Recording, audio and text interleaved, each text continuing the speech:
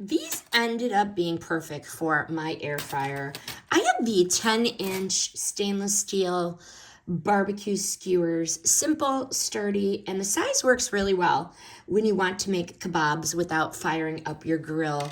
What I like, stainless steel, means no soaking like the wooden skewers, and these can be reused over and over. I actually counted the pack, and there are 30 of them in there. 10-inch length fits nicely in most air fryers.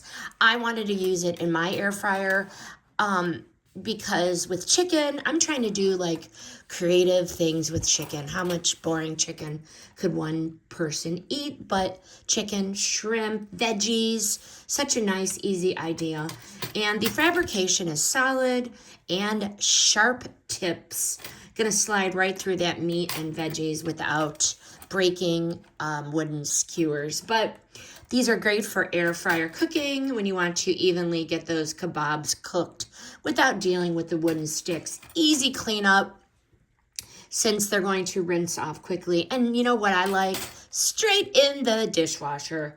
Having 30 in the pack makes it easy to cook for my family without doing big batches and constantly reusing the same few skewers. Would I buy again? Yes. Do I recommend? Yes.